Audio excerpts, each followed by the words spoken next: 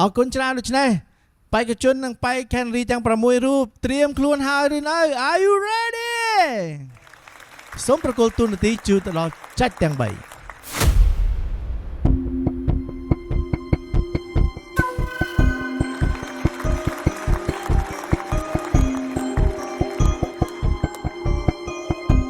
អរគុណសម្រាប់បេក្ខជនសម្រាប់ level 2ហើយយើងធ្វើបានល្អរៀងខ្លួនថ្ងៃនេះពួកខ្ញុំអត់មាន comment អីសម្រាប់ប្រាប់ទាំងអស់គ្នានៅក្នុងវគ្គនេះទាំងអស់គ្នាជា star រៀងខ្លួនអញ្ចឹងជាមូលហេតុដែល the whole show ពីអាទិត្យនេះគឺពួកយើងសរសើរទាំងអស់គ្នាអត់ដាច់ពីមាត់អញ្ចឹងអ្វីដែលពួកយើងវិនិច្ឆ័យថ្ងៃនេះសម្រាប់2អ្នកដំបូងដែលយើងប្រកាសនៅក្នុងពេលបន្តិចទៀតនេះគឺសម្រាប់អ្នកដែលអាចជាប់ទៅវគ្គបន្ទាប់ទៀត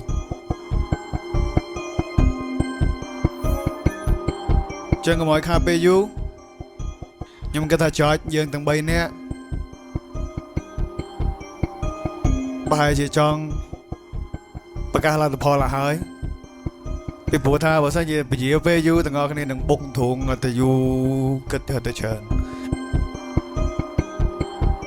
អញ្ចឹងយើងប្រកាសហ្មងណាបងបាទ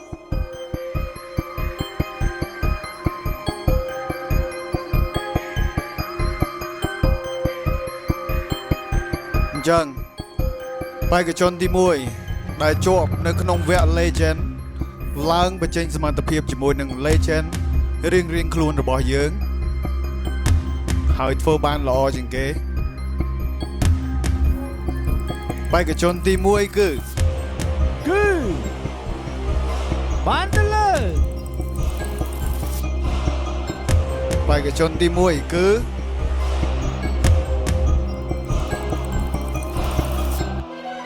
JH of Osato JH go to the final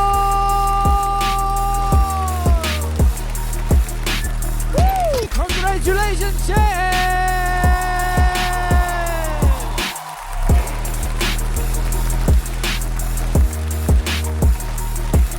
Woo!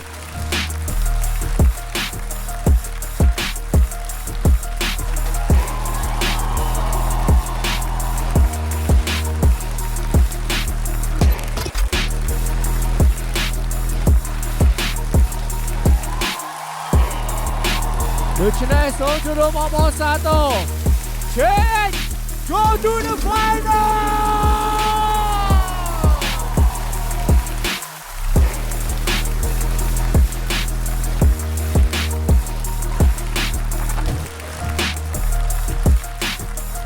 យើងបានរកឃើញហើយសម្រាប់បេក្ខជនមួយរូបដែលបានបន្តដំណើរទៅវគ្គផ្ដាច់ប្រវត្តិនោះគឺ JH ចឹងសម្រាប់អ្នកបន្ទាប់អញ្ចឹងបេក្ខជនបន្ទាប់តែនឹងអាចទៅវគ្គ final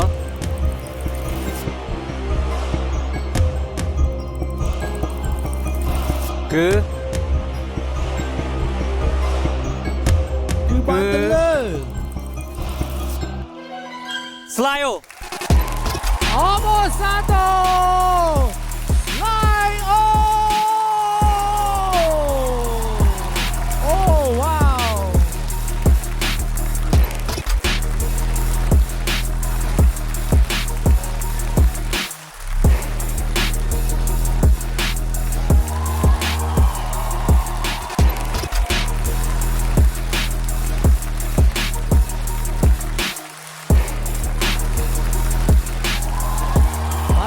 จุดวาวาซาโตสไลโอ go to the final congratulations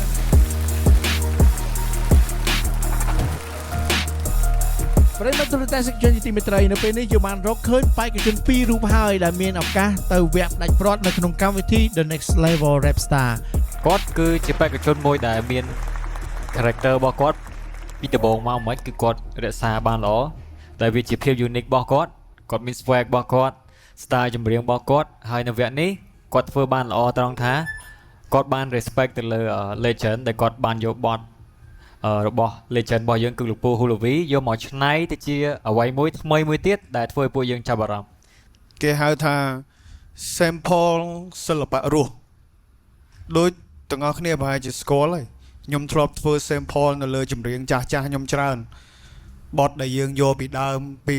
លោកតាលោកយាយពីមុនដែលគាត់ចែកឋានទៅហើយយើង clear sample ចម្រៀងជាមួយនឹងកូនចៅរបស់គាត់អញ្ចឹងអានេះគឺជាចំណុចពិសេសមួយដែល Slide O ធ្វើនៅក្នុងថ្ងៃនេះគឺ show respect ទៅឲ្យសិល្បៈមនុស្សរស់ដែលលោកគ្រូ Hulavi គាត់ឡើងមកផ្ទាល់ sample សម្លេងផ្ទាល់ perform ផ្ទាល់ទៀតនេះគឺជាចំណុចដែលថាយើងមិនបានគិតឃើញល្អិតល្អន់តែចំណុចមួយនេះ Slide O ឈ្នះបន្ទុកនៅលើកន្លែងហ្នឹងបានបន្ទុកនៅលើកន្លែងហ្នឹងហើយក៏មិនភ្លេចពីដើមកំណើតរបស់ខ្លួនឯងដែរនៅតែយកពី represent ពីខេត្តខ្លួនឯង represent ពីកន្លែងខ្លួនឯងរហូតអញ្ចឹងជាអ្វីដែលយើងឃើញថា Slide O មានចំណុចពិសេសកន្លែងនេះមួយហើយ respect ទៅកាន់ legend ដូចនៅរដ្ឋនិយាយមុនហ្នឹងអញ្ចឹងគឺ level នៃការ respect របស់គាត់ធ្វើឲ្យឈ្នះបន្ទុកនៅក្នុង level ទី2មួយនេះសម្រាប់វគ្គនេះបេក្ខជនទាំង4គឺបងប្រកាសបច្ច្រាស់ពីដាហើយនឹងនរិទ្ធដែលបានប្រកាសមុនហ្នឹងគឺយើងអ្នកជាប់ទៅមុនអញ្ចឹងឥឡូវនេះបងបច្ច្រាស់បន្តិចគឺបងប្រកាសពីអ្នកធ្លាក់ទៅមុនវិញបានន័យថាបេក្ខជនបេក្ខនារីទាំង4រូបអ្នកដែលឮឈ្មោះរបស់ខ្លួនឯងគឺត្រូវបានចាក់ចេញពីកម្មវិធីប៉ុន្តែគឺជាការចាក់ចេញដោយស្នាមញញឹមចាក់ចេញដោយភាពជោគជ័យចាក់ចេញដោយការតស៊ូបន្ថែមទៀតពីព្រោះបងប្អូនគឺជា star ហើយបងប្អូនយល់អំពីកលឹះកលុកកលៈនៅក្នុងការតាក់តែងនិពន្ធក្នុងតន្ត្រីសម័យទំនើបដែលហៅថា hip hop អញ្ចឹងបងសូមបន្ថែមទៅដល់បងប្អូនថាកុំបោះបង់ចោលការស្រាវជ្រាវបន្ថែមពីលើការតែងនិពន្ធបន្ថែមទៀតត្រឡប់ទៅវិញយើងស្រឡាញ់តន្ត្រីបែបអីយើងសិក្សាបន្ថែមទៀតហើយយើងច្នៃបន្ថែមទៀតពីព្រោះបងប្អូនដើរមកដល់វគ្គ Legend នេះគឺបងប្អូនជា star ហើយគ្រាន់តែការដែលចាក់ចេញនេះយើងខុសគ្នាបន្តិចទេដែលពួកបងអំបញ្ញមិញគឺតឹងទ្រូងមែនតើនៅក្នុងការជ្រើសរើសអញ្ចឹងសម្រាប់បេក្ខជនដែលត្រូវចាក់ចេញពីកម្មវិធីនៅក្នុងវគ្គ Legend នេះសូមចូលរួមសោកស្ដាយ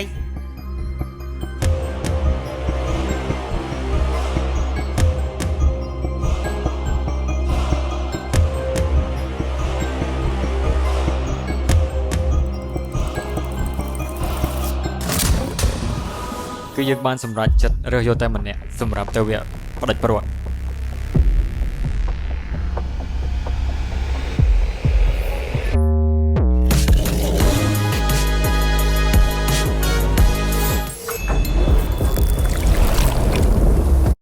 បេក្ខជន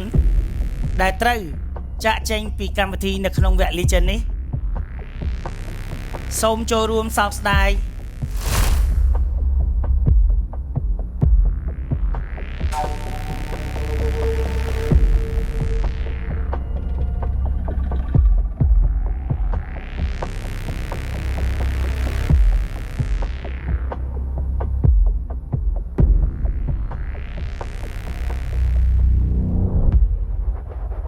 យ៉ាងចេក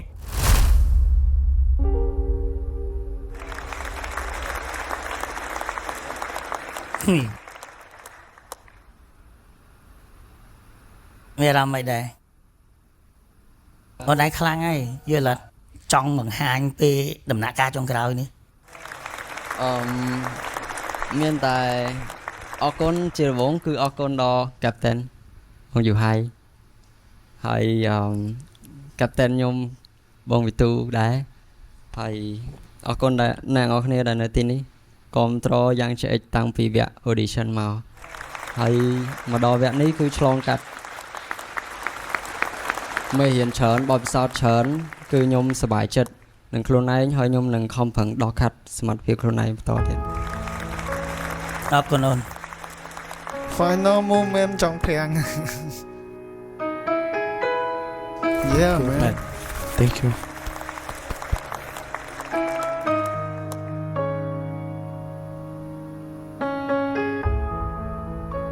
បាទដូច្នេះសូម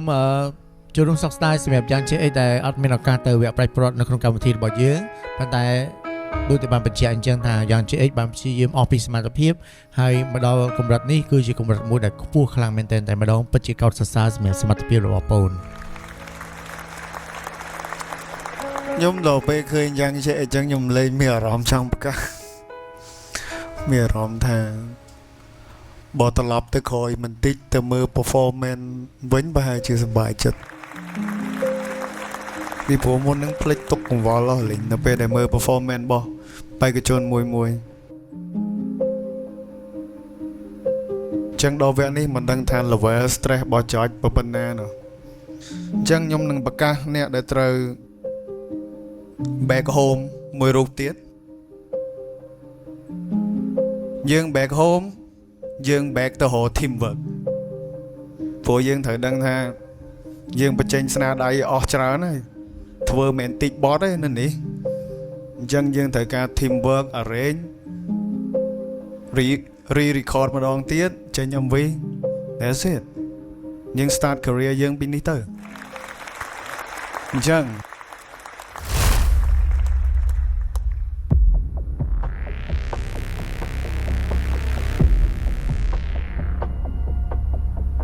អ្នកបន្ទាប់គឺ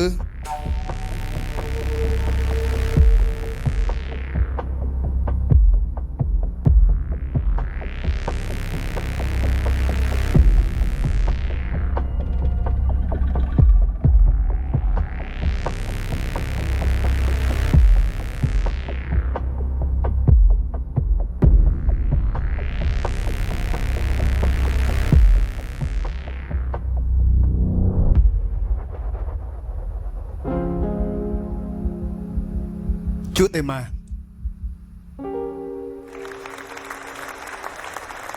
thank you បើអូនមានពាក្យពេចន៍អីអាចសុំម៉ៃសម្រាប់chút đây màមួយ ជាចុងក្រោយខ្ញុំឈុតិមាអរគុណលោកគ្រូ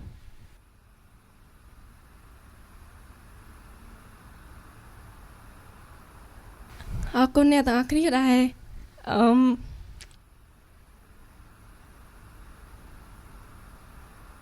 control និងចូលចិត្តខ្ញុំតាំងពីវគ្គ audition មកហើយថ្ងៃនេះខ្ញុំបានធ្វើវាអស់ពីសមត្ថភាពខ្ញុំសប្បាយចិត្ត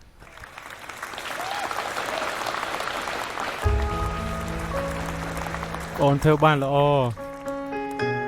ចិត្តតែមកបងឃើញបងអូនគឺជាក្មេងស្រីម្នាក់បងអូនស្រីម្នាក់ដែលមានភាពរឹងមាំបងហួរនៅរងថ្ងៃជាមួយមនុស្សស្រីម្នាក់ដែលរឹងមាំហើយបងឃើញខ្លួនឯងព្យាយាមទាំងពេលឈឺទាំងពេលអីក៏ខ្លួនឯងនៅតែព្យាយាមធ្វើ mission មួយនេះឲ្យបានបង្ហាញឲ្យទស្សនិកជនមើលបងជឿថាប្រជាជននៅក្នុងប្រទេសកម្ពុជាយើងចាប់ពីថ្ងៃនេះទៅគេនឹងស្គាល់ឈ្មោះជុតតែម៉ា អរគុណមែនតើសម្រាប់ជុតិមានៅក្នុងការចំណាយពេលវេលាខិតខំប្រឹងប្រែងទោះបីជា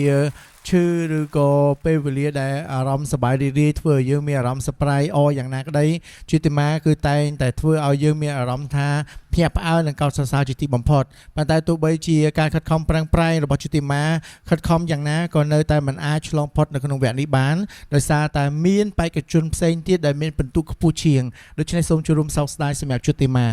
ប្រិយមិត្តទូរទស្សនិកជនជាទីមេត្រីនៅពេលនេះយើងនៅសល់តែបេក្ខជនបេក្ខរីពីររូបទៀតតែប៉ុណ្ណោះដែលនឹងត្រូវធ្វើការប្រកាសលទ្ធផលអញ្ចឹងទាំងពីរនាក់សុទ្ធតែមានសមត្ថភាពដូចគ្នាប៉ុន្តែគាត់ថាមានចំណុចតិចតួចដែលយើងយកមកវិភាគយើងយកមកវែកញែកវិនិច្ឆ័យទៅគឺយើងបានសម្រេចចិត្តរើសយកតែម្នាក់សម្រាប់ទៅវគ្គផ្ដាច់ព្រាត់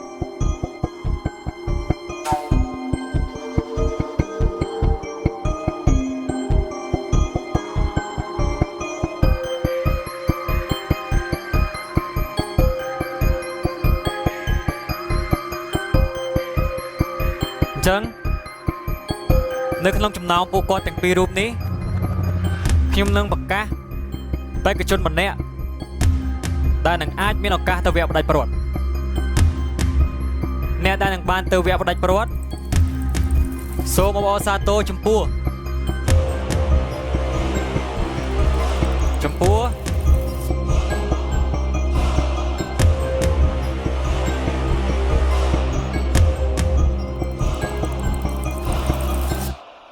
គ្រីស្ទីវ៉ា Amosato Christiva go to the final ហើយក៏សូមចូលរួមសោកស្ដាយសម្រាប់វ៉ាន់សា You did a great job man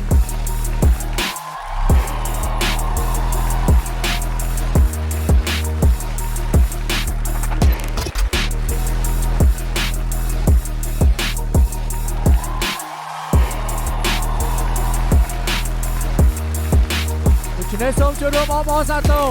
Christiva go to the final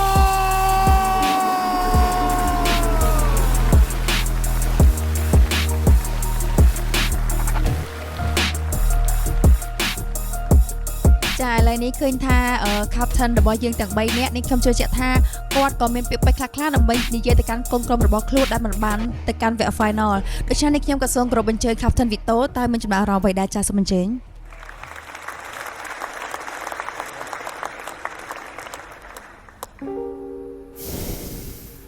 ចំណាប់អារម្មណ៍ថ្ងៃហ្នឹងវា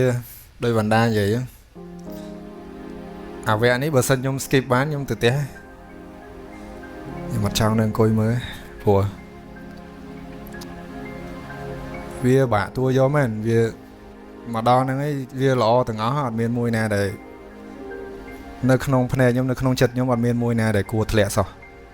សម្រាប់ខ្ញុំហើយខ្ញុំត្រូវមកអង្គុយមើលកូនក្រុមខ្លួនឯងបងប្អូនផ្សេងទៀតតែសិតតែខ្ញុំស្រឡាញ់ទោះជាមិនមែនកូនក្រុមខ្ញុំក៏ដោយ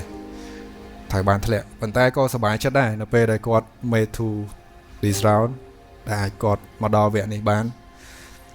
ខ្ញុំជឿជាក់ថាគាត់អត់បាក់ទឹកចិត្តទេហើយគាត់ទៅវិញគាត់នឹងបន្តធ្វើអីដែលថ្មីថ្មីឲ្យពួកខ្ញុំបានមើលទៀតឲ្យអ្នកទាំងអស់គ្នាបានមើលទៀតហើយសរុបសេចក្តីមកខ្ញុំអត់សប្បាយចិត្តទេនៅពេលដែលឃើញណាគេធ្លាក់ប៉ុន្តែខ្ញុំសប្បាយចិត្តនៅពេលដែលបានឃើញបេក្ខជនទាំងអស់គ្នាគាត់អភិវឌ្ឍមកដល់វគ្គនេះហើយទៅថ្ងៃអនាគតទៀតខ្ញុំក៏ចង់ឃើញពួកគាត់អភិវឌ្ឍដូចគ្នាអរគុណច្រើនដល់ Captain Vito បាទជាបន្តសូមចំណាប់អារម្មណ៍ពី Captain Yuhai សម្រាប់ខ្ញុំនៅថ្ងៃនេះខ្ញុំមានអារម្មណ៍ថាតានតឹងខ្លាំងមែនទែនហើយដោយសារអីខ្ញុំត្រូវមកអង្គុយមើលកូនក្រុមដែលខ្ញុំធ្វើការជាមួយទាំង record ទាំង topic ទាំងអីគ្រប់យ៉ាងមកឃើញគាត់ត្រូវធ្លាក់ហើយអារម្មណ៍មួយនេះគឺខ្ញុំមិនដែរជួបទេអារម្មណ៍ធ្លាក់ហ្នឹងតែឥឡូវខ្ញុំត្រូវមកជួបវាខ្ញុំមានអារម្មណ៍ថាខ្ញុំកំពុងនៅមួយក្នុងខ្លួនពួកគាត់ម្នាក់អញ្ចឹងខ្ញុំ feel ថាខ្ញុំខូចចិត្តតែក៏សប្បាយចិត្តនឹងឃើញពួកគាត់ចេញពីហ្នឹងទៅពួកគាត់អាចធ្វើឲ្យផ្សេងទៀតដែលមិនប្រកាសថាគាត់ទៅ final បានគាត់ជោគជ័យក្នុងជីវិតទេខ្ញុំសង្ឃឹមថាពួកគាត់នឹងជោគជ័យនៅក្នុង career ហ្នឹងទោះបីជាគាត់ធ្លាក់ឬក៏ចុះអរគុណចាអរគុណច្រើនសូមអញ្ជើញ Captain Vitu បេក្ខនារីជទមាគឺគាត់ខំប្រឹងពុះពៀខ្លាំងមែនតែនហើយគាត់ធ្វើបានច្រើនធ្វើបានល្អច្រើនមែនទែនហើយអ្វីដែលខ្ញុំរំពឹងទុកពីគាត់បន្ទាប់ពីគាត់ទទួលបានលទ្ធផលនេះទៅនៅក្នុងកម្មវិធីយើងមាន concept យើងមានអីឲ្យគាត់តែឥឡូវនេះខ្ញុំចង់ឃើញអ្វីដែលចេញពីគាត់ផ្ទាល់បន្ទាប់ពីចប់កម្មវិធីទៅគាត់នឹងបង្ហាញអ្វីដែលចេញពីខ្លួនគាត់ច្បាស់ពិតប្រាកដ color ពិតប្រាកដដើម្បីបង្ហាញឲ្យទស្សនិកជនក៏ដូចជា fan របស់គាត់បានឃើញអាហ្នឹងគឺជាអ្វីដែលខ្ញុំចង់ឃើញពីគាត់ហើយសង្ឃឹមថាគាត់នឹងធ្វើវាបានកាន់តែល្អជាងនេះអរគុណដោយឡែកសម្រាប់ចែកទាំង3របស់យើងវិញតើមានចំណាប់អារម្មណ៍យ៉ាងណាមុននឹងជម្រាបលាពីទស្សនិកជនទាំងអស់គ្នា សម្រាប់បេះដូងពួកខ្ញុំវាឈឺចាប់ដូចគ្នាដូចខ្ញុំអញ្ចឹងខ្ញុំក៏ធ្លាប់ប្រកាសជូតទេម៉ាដល់ពេលថ្ងៃនេះខ្ញុំទៅដឹកដៃជូតទេម៉ាថាអូន you go home it's hurt វាឈឺសម្រាប់ពួកខ្ញុំវាឈឺអញ្ចឹងខ្ញុំសង្ឃឹមថាការឈឺចាប់ដែលពួកយើងមានមកដល់ចំណុចមួយនេះគឺជាចំណុចចាប់ផ្ដើមរបស់ពួកគាត់ដូចគ្នា yes ខ្ញុំក៏មានពាក្យចុងក្រោយសម្រាប់អ្នកដែលចាក់ចេញ3រូបដែរគឺសង្ឃឹមថាគាត់ make it ខ្ញុំចង់ឃើញគាត់ទៅជា star សម្រាប់ស្រុកខ្មែរនៅឆ្នាំក្រោយឬក៏ពេលខាងមុខអរគុណ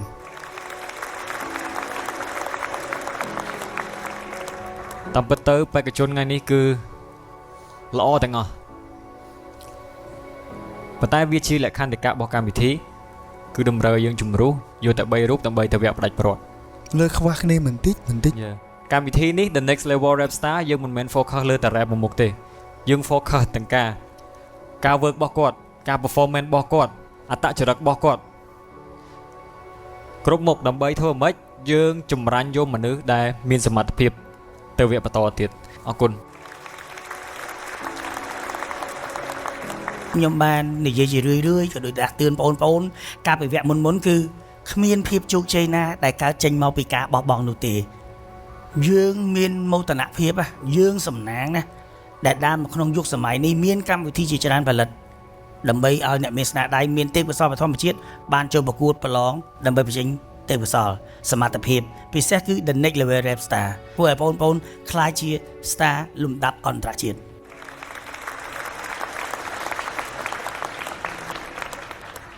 អញ្ចឹងយើងរងចាំមើលវគ្គ final stress level final ជុំគ្នា